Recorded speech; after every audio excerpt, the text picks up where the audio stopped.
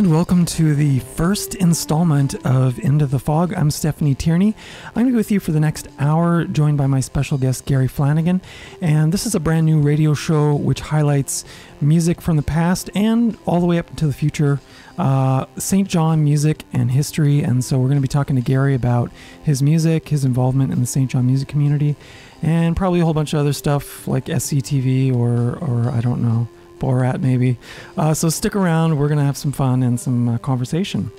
Be right back. Know what to say, like a modern novel, full of cliches.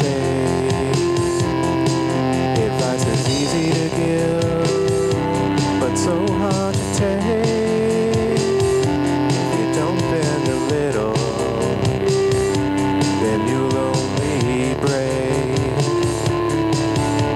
But on the other hand,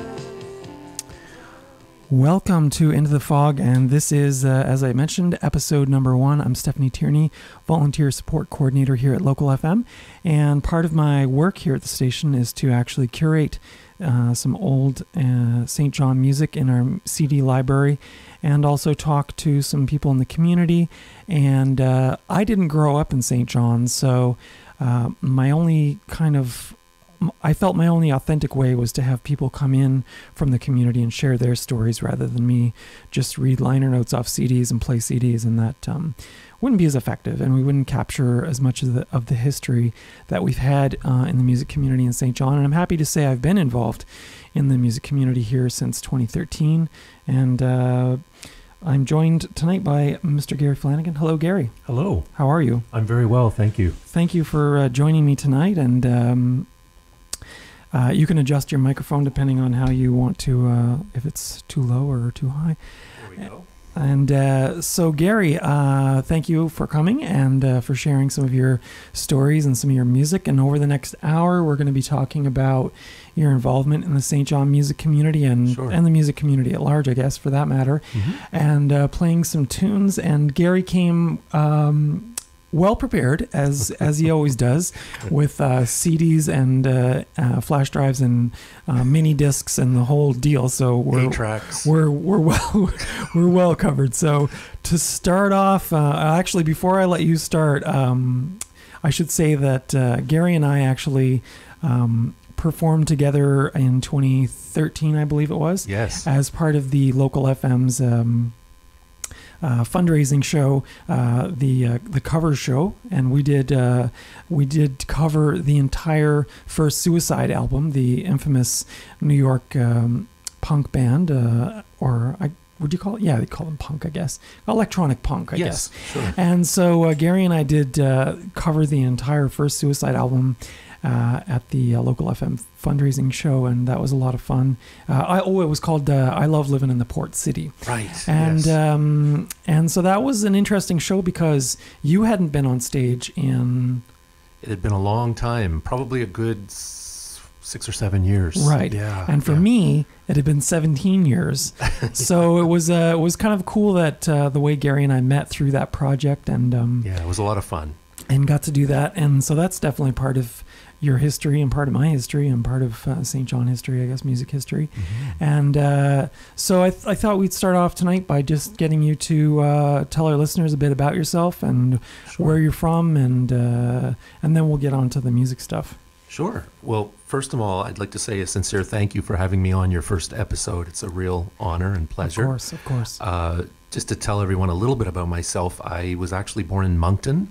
I lived there till I was about 6 or 7, and then my family moved to the St. John area, and I've been here ever since. I actually grew up out in Quispamsis. Okay. And music has always been a huge passion of mine. I really got into music kind of in the early 80s. That's when it all started to seep into my consciousness. And at that time, as anyone who was alive at that time or old enough to remember that time, New Wave was quite popular, and it was very easy to turn on the radio and hear songs that were done pretty much entirely on synthesizer. And growing up with that and soaking all that in at such an early age, it had a profound effect on me. And the funny thing is, I came from a very non-musical family. No one in my family plays any musical instruments. I've never had a musical lesson in my life. I still to this day cannot read musical notation. But by accident, I just over time started to teach myself the basics of playing keyboard, and I started to learn chords. And I actually found a book called Play Rock Keyboards at Cole's bookstore when I was about 14, 15. And pretty much everything I know about music I learned from that book.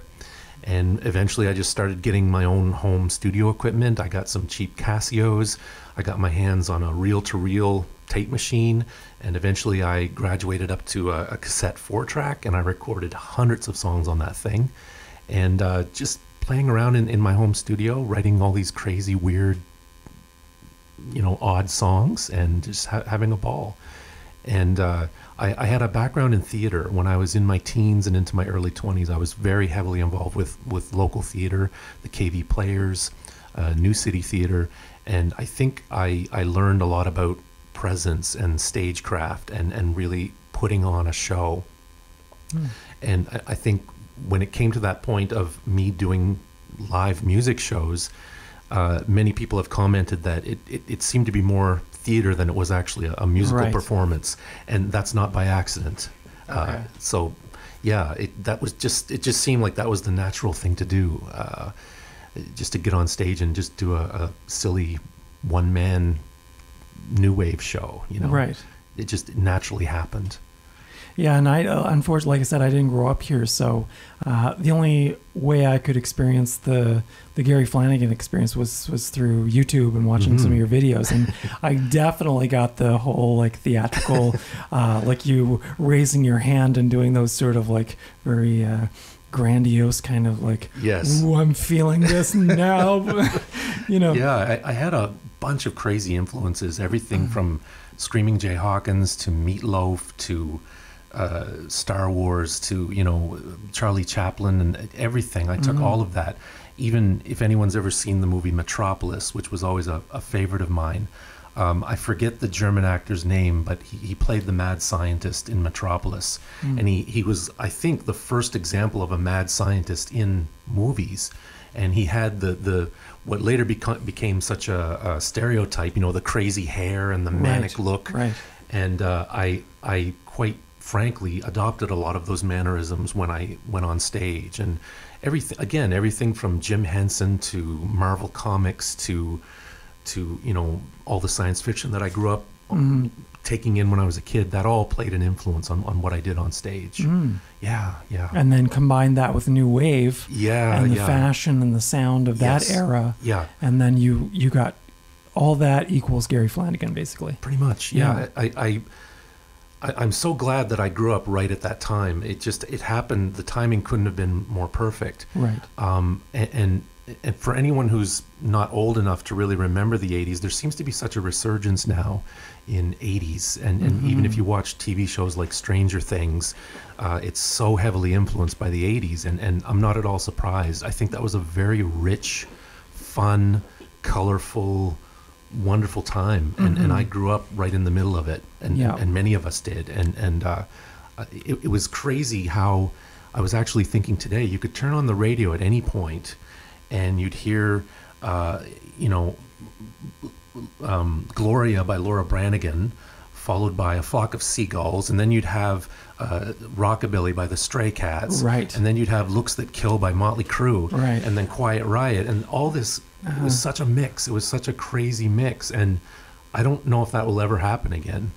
And I'm so thankful that I grew up during that wild, wonderful, no holds barred time. Yeah, it seems like pop music nowadays is a lot more homogenous, and back then, I think so. I mean, when you're telling that story, I can think of the Rolling Stone issue, Best Albums of 1984, and it was like John Cougar, and then it was like Prince, and then it was like Husker Du, and then it was like Bruce Springsteen, and then it was, and there was a Cyndi Lauper, and then it was Madonna, and it was such a, sonically there was so much happening in those days. Yeah. And so, I mean, I feel blessed to have grown up in that era.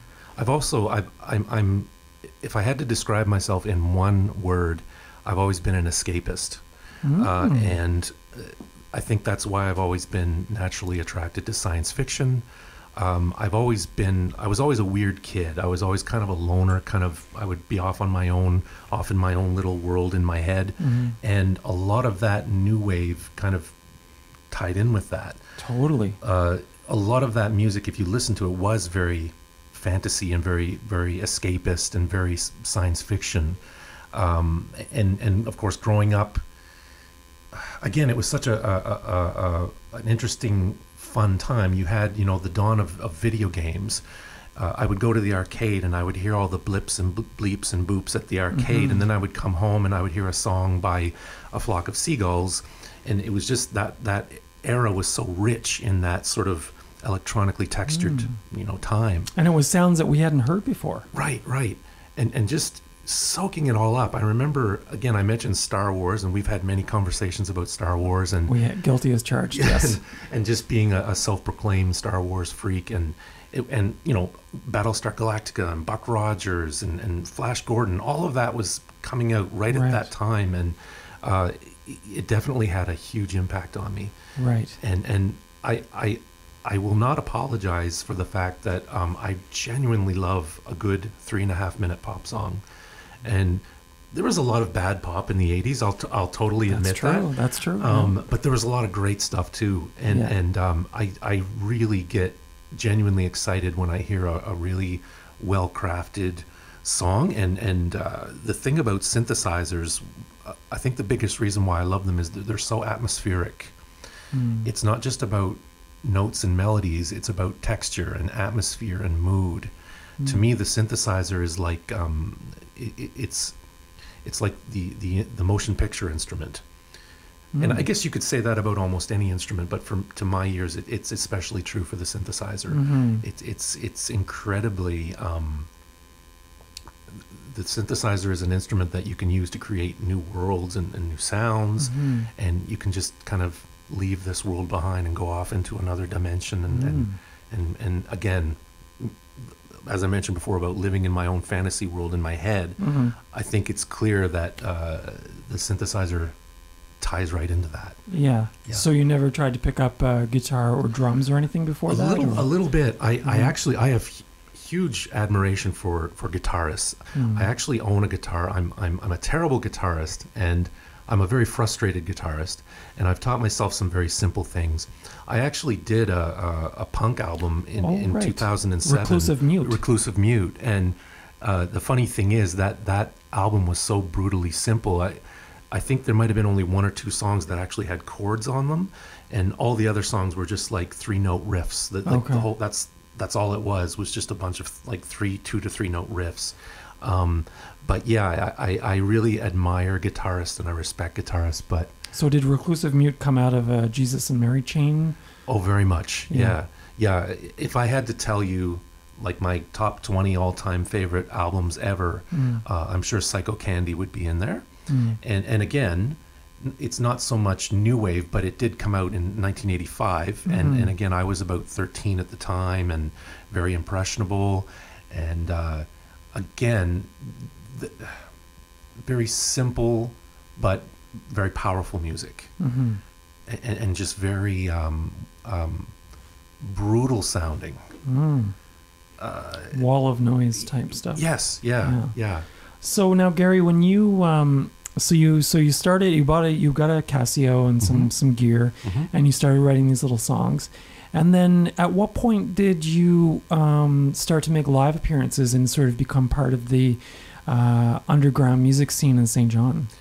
It happened very late. I've always been a late bloomer, always. Me too. And my first ever live gig was in 2001, and I was 29 years old.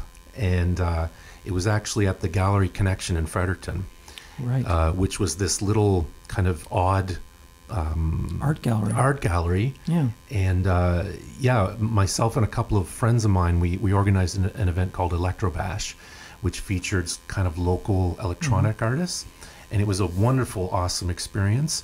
It was a terrifying experience. I remember just being absolutely mortified that night and just very nervous, but I'm glad I did it. But yeah, I started slowly doing live gigs, and in the beginning I thought, how am I going to do this? I don't have a band. It's just me and a keyboard. How am I going to pull off doing a live show? Yeah. And I think that's where a lot of the theatrics came in. Right. And you know, doing like crazy little puppet shows and little comedy acts and robot dances and that sort of thing. Right. It was just a blast. And I did shows all over Eastern Canada. And in all honesty, some of the best shows I ever did were in St. John. Mm-hmm. And I always found that, and I think I mentioned to you not that long ago, that whenever you tell people you're from St. John, one comment I heard many times was that, oh, St. John's a metal town, isn't it? Like St. John is all about the metal. Right. And there is truth to that, but I have to say that, you know, there were a lot of people who really didn't get what I was doing, but there were a lot of people who did, and really, as odd and unusual as what it was that I was doing, I still felt supported in St. John. Yeah. And there was like a core group of people who would come to almost every show that I did. Mm. And I just, to this day, I have to thank those people, and the hugs and you know, the warm words and the words of support really meant a lot to me. Yeah. And it's funny, I remember doing shows with like metal bands, you know, so it would be like a metal band and then me, or some punk band, or some like some rapper, and then me. And it was, but all in all, things went fairly well. And again, I really appreciated the folks who kind of got what I was doing, as odd as it was. So did you know folks that were a little older than you putting on shows, or did you just jump right into it on your own? I did run into some people who were my age or a little bit older, and that was always, I always found that comforting, because again, not doing my first show until the age of 29, even that already, if you're, you know, in a bar with a bunch of 18 or 19-year-olds, you're going to notice the age difference pretty quickly. And I tend to be a very self-conscious person anyway. So it was nice to see some older folks. And did you, like, so you were doing this sort of new wave kind of electronic music. And at the time, now I guess I started music in the late 80s playing live. And so I I was in a similar situation as you with sonically, that I was in bands with synthesizers, and or I was doing the kind of off kilter, like you know, no wave or those kinds of things, and the scene was predominantly hardcore punk. Yes. And so there was like this sort of awkwardness at times on bills, like you're saying, you know, opening for a metal band or going on after a metal band, which might be even worse. That the communities were always still very supportive, regardless of what you did. And I love that. I don't know what it's like in big centers, but I can say in my experience in New Brunswick that every time I played, I mean, you know, not a ton of people were coming up after and saying great job, but there were those, like you're saying, those hugs and those few warm kind of comments of support that kind of kept you going and wanted to keep doing it. And it really does make a difference. And I'm sure you would agree that even if you are just a fan, even if you're not a musician and you just go to shows and listen to bands, it's if you think someone's done a great job, or if you just saw an act do a set and you were really moved by it, go up to them and tell them that. Yeah. Because seriously, that just completely, there's been times when I've seriously felt about, you know, I've thought about giving up on music, and little comments like that really can help, and they can make all the difference in the world. And I've just been so genuinely moved by, you know, even the slightest gesture or the slightest little comment. It can really make a difference. So what was the scene like back when you started in 2001?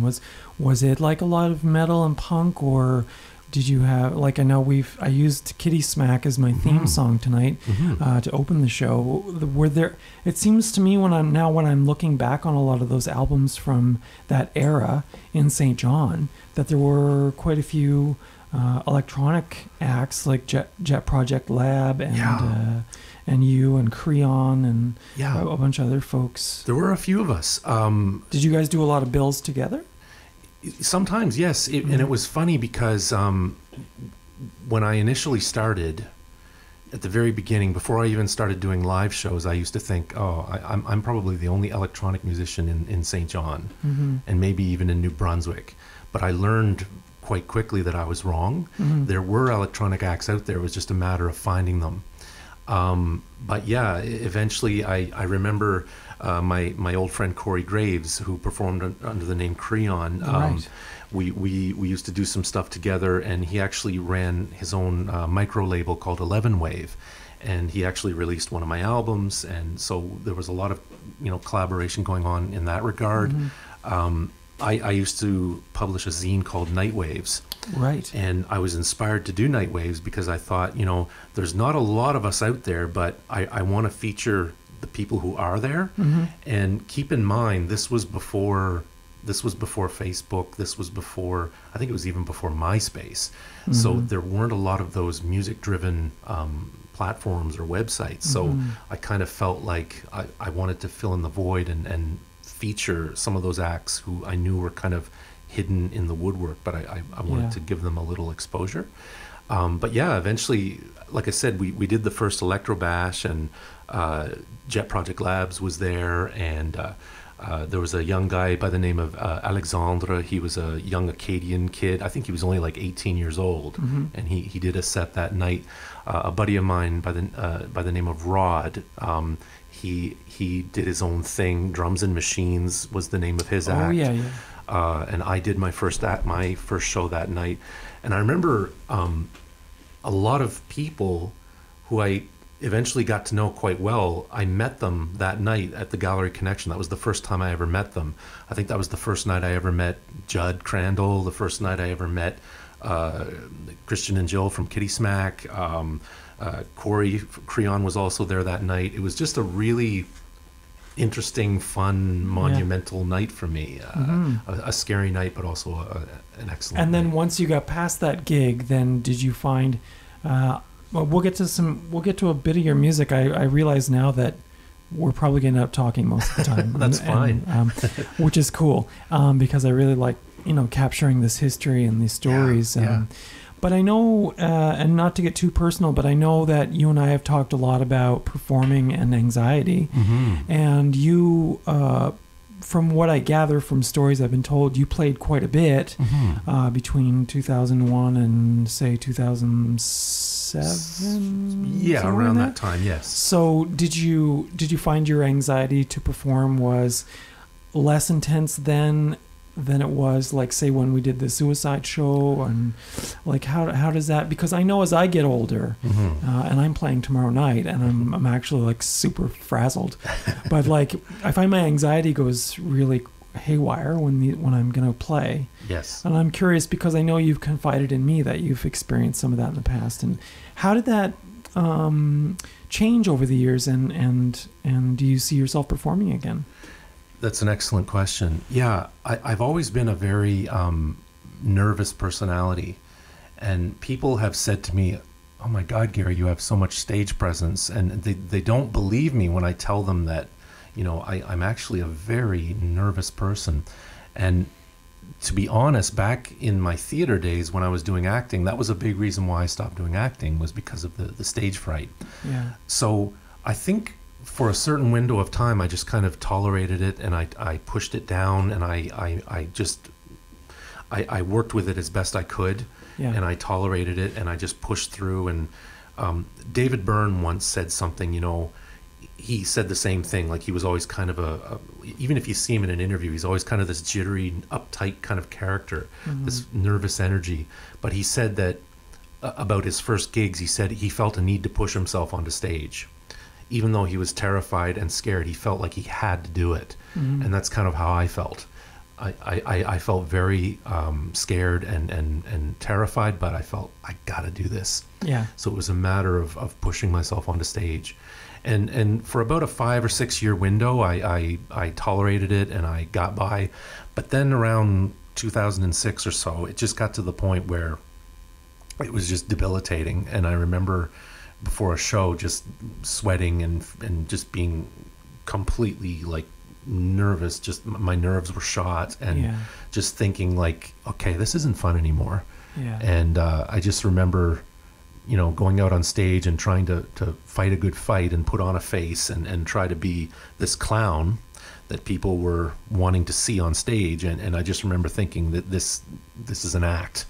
I may seem like this crazy freewheeling clown on the outside, but inside I'm really not enjoying this. Yeah. So it got to the point where I thought, I can't do this anymore. Now, having said that, of course, I'm still very passionate about music, and people have asked me, will you ever come back to the stage someday? And I do think that's very possible. It's very possible. When will that happen? I can't say for sure, but I do think that day will come.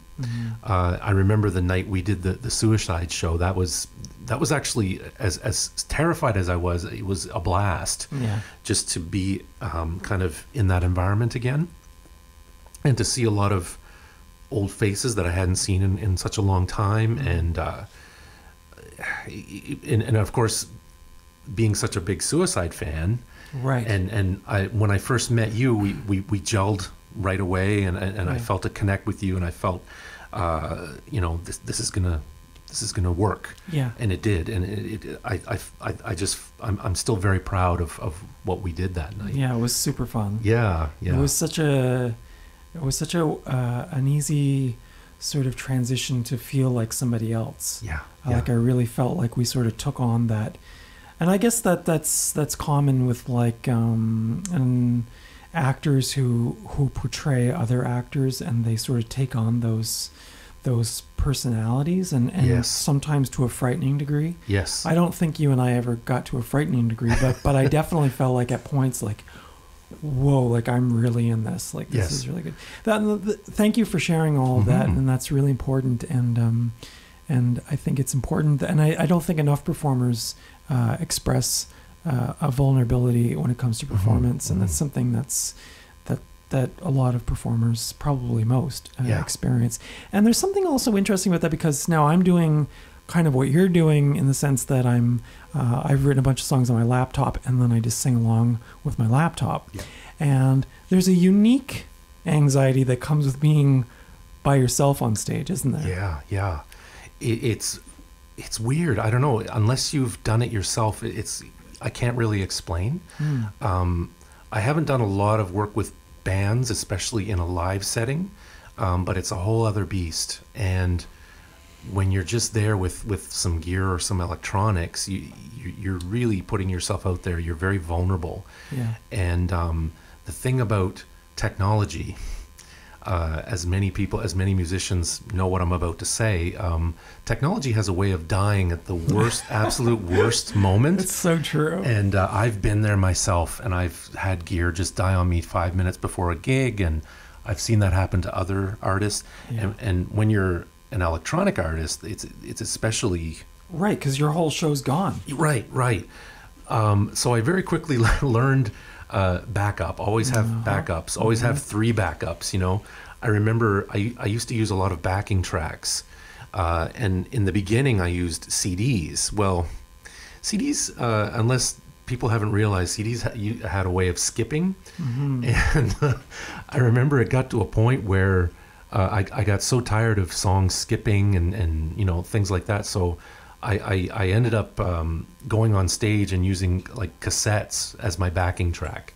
And people used to see me with a little tape deck on stage, and they'd be like, "What? He's using tape cassettes? Oh my, wow!" Yeah. Well, I remember when you and I played, you had all of the Suicide songs on like a CDR, cassette tape. Yes. A flash drive. I'm not even gonna lie, I thought you had it on a mini disc, but maybe I'm imagining that. But it's always good to be prepared. Yes. It's believe it or not, it's 8:30 already. Wow. You're listening to Local 107.3 FM. I'm Stephanie Tierney, and I'm joined by Mr. Gary Flanagan tonight. And the show is Into the Fog, which is the brand new show. This is our first episode right here on Local 107.3 FM, highlighting St. John music and history from way back when all the way up until current day. So we have lots of great guests in the wings. Jason Ogden from Penny Blacks will be joining me next Tuesday at 8, followed by Chris and Carrie on the following week, and then Judd Crandall will be joining me on December the 12th, I believe the date is, from Wooden Wives in Use. So, and then I have like a whole bunch of people waiting to come in and talk and tell their stories. So I think this show is going to be really cool, and I love capturing the history and the stories, and that's what I was saying at the beginning of the show, is that I don't think it'd be fair for me to just come on and talk about St. John, because I really have only 4 years of history in the music community. So in that sense, having folks come in and talk about their music and stuff. So I have a whole bunch of more questions for you. Sure. We also have some tunes. So why don't we flip over to a tune for a few minutes, and then we'll come back and chat. I've queued it up to "We Have the Dance Floor to Ourselves." Is there a little tagline you want to drop in with that song? A funny story or... Wow. The crazy thing about this song, I remember New Year's Eve. I think I was in a club in Moncton, and it was New Year's Eve. Oh my God, more than 20 years ago. And song ideas just come to me, and I'm sure you can relate that anyone who composes songs, an idea or a snippet from a song can come to you at the weirdest, craziest time. And I remember being on a dance floor in a club in Moncton, having a great time, and all of a sudden the phrase "we have the dance floor to ourselves" came on, because I think it was just myself and a couple of my friends who were there on the dance floor at the time. And Right. I thought, that sounds like a really interesting song title. So I Right. kind of went home and wrote up this song. I had mentioned earlier that this version of the song is from my album Future Fashion, and Future Fashion was an album that I did in 2002. And the crazy thing about it was produced by a couple of guys from the States, David and Patrick, who called themselves Ganymede. And through the miracles of modern technology, I recorded my vocals in my little bedroom studio in my parents' mobile home in Quispamsis. And those guys recorded the music in California. And to this day, I've never met those guys. We've never met, but I was able to send my isolated vocal tracks to them, and they were able to marry my vocals to the music, and that's how Future Fashion was born. Wow. So the music you hear was produced by those guys. Wow, that's just wild. All right, so this is going back in time, 2002, Future Fashion. The track is called "We Have the Dance Floor to Ourselves." This is Gary Flanagan, and we'll be back momentarily with some more chat. Let's go.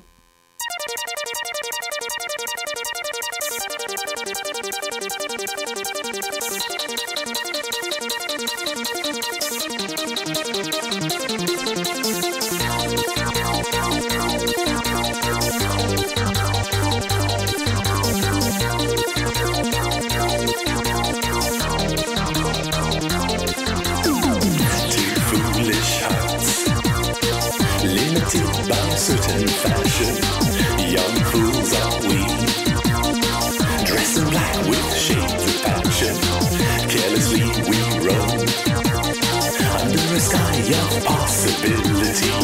This night was made exclusively for you and me. Oh, but once will we ever find the space and find the time? Oh, but once will we ever realize the divine? Oh, tonight we have the dance floor to ourselves. Oh, tonight we have the dance floor to ourselves. And so they say, we've got a love that's due to expire, our hearts consumed by a blinding kind of fire. Our time will pass, soon the fall will be coming on, but now we'll dance and get lost within the song. Oh, but once will we ever find the space and find the time? Oh, but once will we ever realize the beat divine? Oh, tonight we have the dance floor to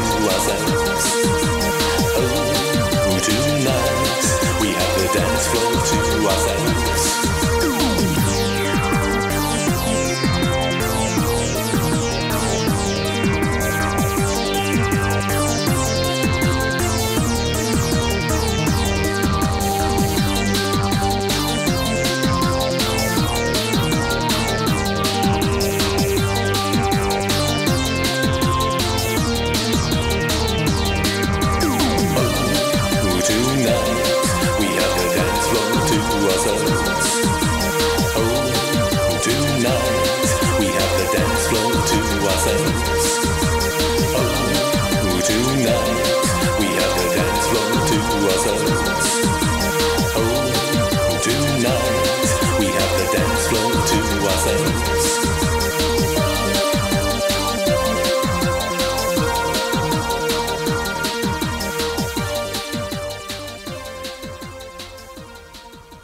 From 2002, that was Gary Flanagan.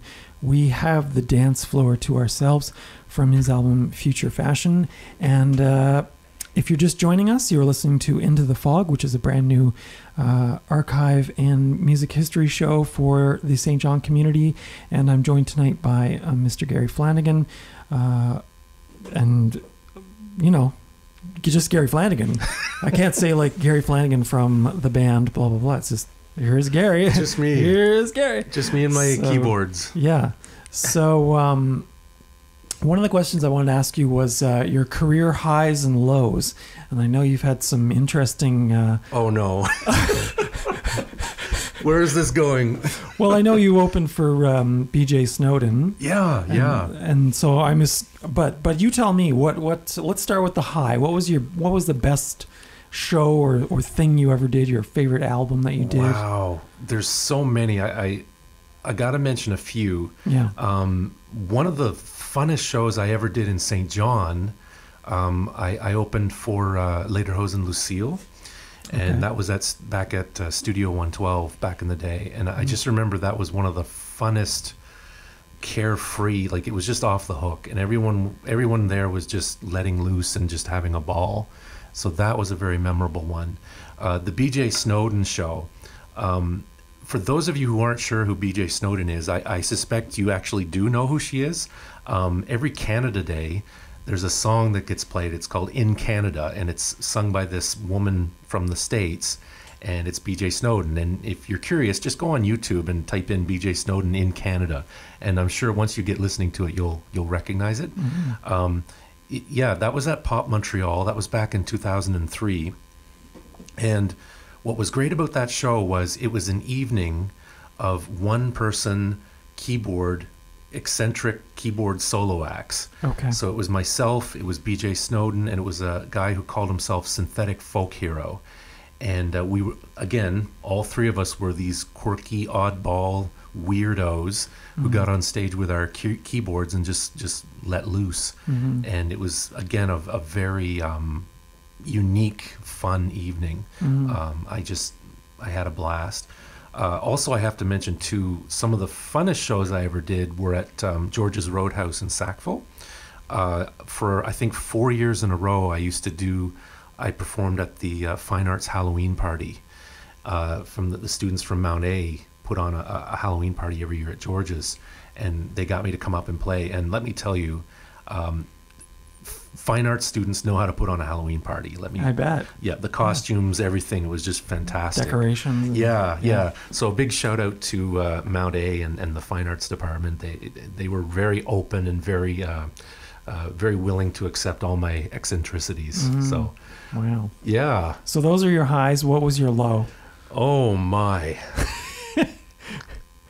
Well, I did. Oh man, it's painful to even talk about this, but I remember I was asked to perform. Oh my goodness, I can't remember the circumstance. I think it might have been an anniversary or something. It was a friend of a friend who said, "Oh, my sister is really into your music. She enjoys your music. Could you come perform at her party?" And I remember going to play, and her sister was the only one in the entire room who was into what I was doing. So it was all like her uncles and aunts and cousins and, all just kind of sitting there and just glaring at me like, who the hell is this freak? I remember you telling me this Yeah, story. and I remember it got to a point practically where people were like throwing stuff at me, and just it Terrible. was very, very negative, very negative. Yeah. But the crazy thing about it was I remember looking out and seeing this sister whom I had been asked to come perform for. She was out there on the dance floor bopping away and big smile on her face, loving every second of it. But everyone else in the room was like, kill him. And I remember just, I couldn't wait to get out of there. It was just like, oh my God, you know, I need to escape right now. Yeah. It was just very, very negative. That sounds very terrible. Yeah. I'm sorry you had to endure that. Now, when you reflect on St. John music and the community back when you were really active, did you have any favorites in the local music scene? Oh my goodness, there were many. I remember I actually did a number of shows with the organizers, and that was always a lot of fun. Judd was always very supportive of my music, and I remember doing a number of shows with them. Oh my goodness, there were so many great acts. I again, kind of on the electronic side, we mentioned earlier about Kitty Smack. I always loved what they were doing. Creon. Actually, I have to tell a funny story. Back around, I think, 2001, 2002, myself and a few friends of mine decided to have supper together. And basically, these people were like the core of the St. John electronic scene. So it was myself and Corey Graves, Creon, another guy by the name of Rob Patey, who performed under the name The End of Time, or recorded under the name The End of Time, and another guy named Josh Darrell, who actually I don't think he's in St. John anymore, but he used to perform under the name The Void. So basically the four of us got together one night at Taco Pica. And I remember all of us kind of sitting there kind of laughing, thinking, here's the entire St. John electronic scene at this table in Taco Pica. Right. But yeah, just I have so many little funny stories like that, that I remember from over the years. Yeah. Yeah. I wondered like about bands that influenced you. Like I know, in fact, now this is before, I guess, your time, but not that you and I are that far apart in age, but I guess I got started earlier in Fredericton, and this ties into your metal, your St. John's a metal town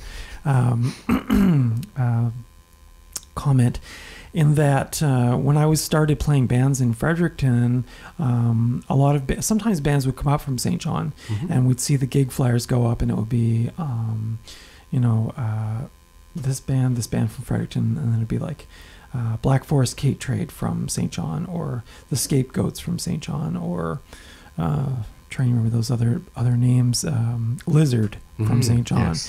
And so although a lot of those bands would come up, they would be really into metal. And so my experience early on with St. John was that there was a lot of metal here. I've kind of lost my train of thought there, but that happens, kids, as we get older, that tends to happen, but it'll come back to me in a minute. But I know what I was going to say is just that the cool thing about independent and underground music is that oftentimes we end up being inspired by each other. Oh yes. I mean, we're inspired by our pop heroes or our rock heroes, but I think one of the beautiful things about independent music scenes in these small cities is that we inspire each other, and you can even hear the influence sometimes with each other. Oh, I think so, yeah. I can't think of a specific example, but I totally agree with that. I remember, even, as I mentioned, often it would be myself as an electronic act doing a show with bands that were definitely not electronic, but there would be this sort of symbiosis where I would be taking in a little melody line that I would hear this punk band doing or this metal band doing, and somehow that would infuse itself in a song that I would work on a few days later. Yeah. So that's absolutely true. Yeah. And so one of the bands that came up from St. John to Fredericton back in the late 80s was a band called the Scapegoats, and they were like sort of a crossover punk metal type band. And I remember being really inspired by those guys, even though my band was doing something completely different, you know, but even just inspiring each other to like make sound. And like you were saying earlier about the warm comments, and just, I love that, and Judd's a great example of somebody who encourages other folks to do things in the community. And Yes. that's the beauty, I guess, of a small music community like St. John. Oh, very much so. And I mean, there's just something in general about the Maritimes. I've lived in New Brunswick most of my life. I've also lived in Nova Scotia for a time, and there's kind of this friendly camaraderie that happens. Like we've been saying, you know, even if you're doing something that's totally off the beaten track, like when I was doing synth pop songs or new wave songs, you would think that a punk band would just kind of scoff at that or insult that, but more often than not, I would get very positive remarks from those people. Right. So, yeah, it's totally true. There's something about a small indie scene, people supporting each other.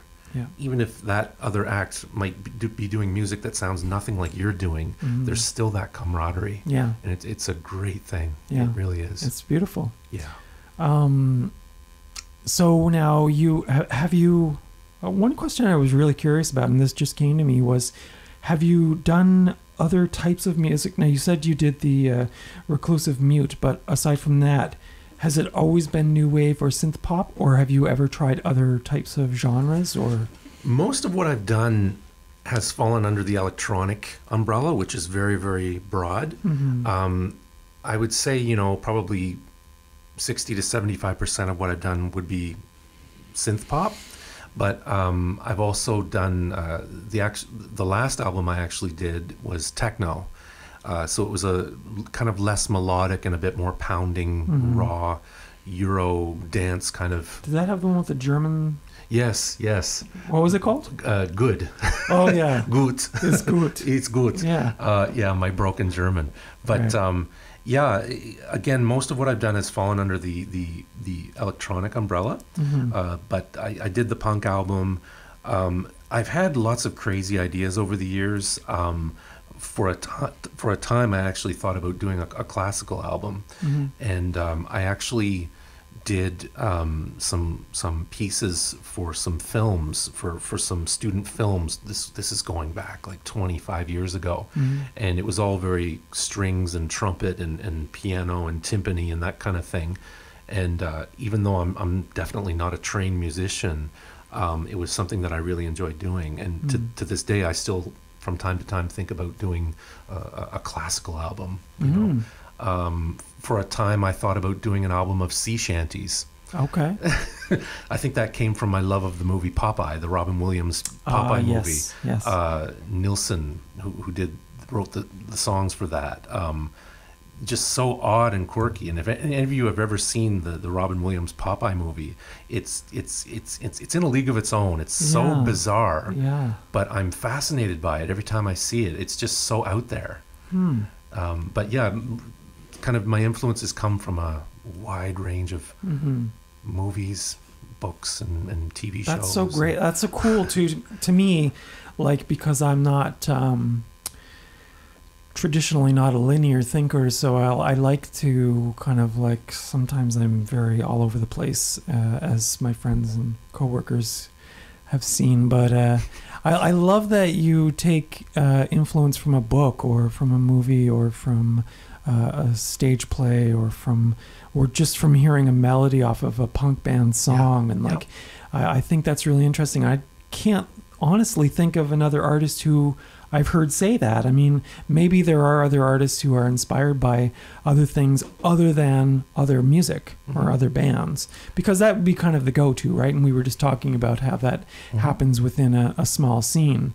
But I think it's really weird and cool that you can find inspiration in all those really disparate kind of places. That's really cool. Well, as I said before, I've always been kind of a quirky, artsy kind of guy, and I've always had an eye for a lot of different artistic venues. Other than music, I'm also very passionate about photography, And some people might say, well, I don't really see the connection between photography and music, but there is. From my experience, there is. I think you could take any two forms of art and somehow connect them. People have often said that electronic music especially has a very visual quality to it. If you listen to a song like Autobahn by Kraftwerk, you can see the cars going down the highway. It's incredibly visual. Even just saying the band and the song title, I instantly have that. You can see the little Volkswagens going down the highway. Totally. But one of the coolest quotes I've recently heard was actually Kim Mitchell. And he was talking about his song Patio Lanterns. And they had asked him, where did that come from? And I think he said he was just driving in downtown Toronto and he got stuck in a traffic jam, and all of a sudden he heard the melody for Patio Lanterns. And he said when it came to him, he thought, this does not sound like a song that I would typically write, and he almost didn't bother pursuing it, and he eventually wrote down what he heard in his head. But what he said that I thought was really cool was, he said, if you're typically a metal person, if you typically write hard rock or metal, but all of a sudden a country song pops out of you, just let it pop out. Don't fight it. As weird and as unusual as it may seem, just let it happen, let it come out, because you can really create some beautiful songs that way. Well, and I was talking to you a bit about that off air before we came on here, talking about just following your guts or your instinct. And like, if you get butterflies doing something creative, then you need to do that. For me, it's all about feeling. It's all about feeling to me. I'm not terribly intellectual in many ways. For me, art has to evoke feeling, and it doesn't matter if it's music or film or whatever. I think, well, one of my favorite directors is Stanley Kubrick, and Kubrick made a comment one time about the truth of the thing is in the feel of it, not in the thought of it. And it took me a long time to grasp that, but I think I know what he was talking about. Right? Absolutely. Yeah.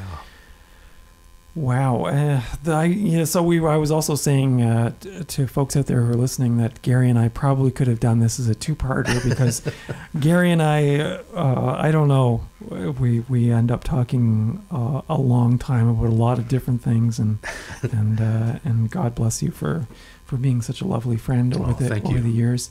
So we literally don't have very much time left, but I was wondering now, folks who are out there listening, who might have enjoyed the song we heard, and we'll end with one more. But if folks want to access your music, or do you have a Bandcamp, or where can folks go? Yeah, the best site would be Bandcamp. Okay. I that's usually the one that I keep the most updated. Okay. I also have a few tracks on like Reverb Nation. I've got a bunch of stuff on YouTube. If you just go on and enter Gary Flanagan, you'll find a ton of stuff. Right. I'm. My last album was 3 years ago, and I'm very, very slowly trying to finish a new album. It's been a painfully... That was going to be my next question. Yeah. It's been a painfully slow process, but I'm cross my fingers. I'm hoping to have it done next year. Nice. So. You heard it here first. Yes. And it'll definitely be up on Bandcamp when it's ready. An Into the Fog exclusive. Yes. That's great. And so any an album title yet, or are we still working on one? Oh, my titles. I am... You like to... I can tell you're the kind of person that likes to think about it for a long time. I love titles. I love titles, and I love quirky, weird, unusual titles. Right. You know, some of my albums, for example, you know, Another Coin in the Daydream Machine, and Anthems for the Young at Heart, and Dead Rhythm Bureau. I love that one. Thank you. Speaking about evoking mental imagery. Yeah, it's I love a good title. Now, for the new album, I've given it a lot of thought. I haven't decided on an exact title yet, but one title that came to me was No Vandalism in Germany. Okay. That was something that I thought of. Thought-provoking. There was another one, actually, I came up with this years ago, and it still kind of pops up from time to time. Paper and Chocolate. That was another one that I always kind of liked. for the longest time, the working title of the new album was The Cats I've Known. That sounds like a David Lynch album. Yeah. Very and nice. Stephanie knows, I'm quite a cat lover. My cat Bijou is my baby. God bless Bijou. And actually, I hope she's out there listening. Yes, of course she is. And I was thinking of actually somehow featuring Bijou's face on the cover of the new album. So who knows? I think that would be a wise marketing idea. Maybe. So, all right. So you have an album coming out, fingers crossed, sometime next year. Mm-hmm. And folks who are interested in accessing more of your music can visit the Gary Flanagan Bandcamp on the World Wide Web. Yep. And I feel bad because you made this CD of 15 songs, and clearly we weren't getting to any of those. Yeah. Oh, it's all good. I appreciate the effort, and talk is good too. I think and yeah, I mean, this show's kind of funny because it's we're supposed to be really capturing albums by St. John bands, but for me, it's way more interesting to talk to people and get stories and capture history. So thank you for sharing all of your wonderful stories. Well, thank you for having me. And I think, as we had also commented off mic, that I'll get you back in 2018, and we'll have another conversation about all the other stuff that we didn't cover. I'd love to in this conversation. And any parting thoughts or? Wow. I guess. You have about a minute. Well, no pressure. If I could say one thing, if anybody out there is thinking about doing anything, if you've never written a song before, but you've always kind of wanted to, or you've thought about writing a song, or getting into poetry, or getting into dance, or whatever, stop thinking about it and just do it. And I can guarantee it will be so rewarding. Mm. Yeah, you can never go wrong with creativity and artistic expression. And even if you feel like what you're doing is no good and it's bad, it doesn't matter. If you're enjoying it, that's all that matters. Well, really. and years ago when I was in art college, I read something that for artists, and this could be any type of artist, it's not up to you to decide where your art fits. You just put it out there and it will find its niche. I like that. And that's kind of where I'm at. So we don't have time to talk about this song, but track number 9, Lost Transmission, I thought it sounded like a good way to go out. Sure. This is from your album. This is actually one of those unreleased Unreleased. tracks. Oh, I'm so glad I picked it. So this has never been heard. Versions of it have been heard, but not by the general public. But it's never been officially released. Yes. All right. Well, we're going to hear Lost Transmission. Thank you again, Gary, for joining me. And stay tuned for future episodes. And Gary will be back on in the new year to talk more about music. And maybe we can really geek out when you come back in. We'll talk about David Lynch and I'd love to. And Kubrick and your tea collection. Okay, here's sounds good. Gary Flanagan, Lost Transmission. Have a great night.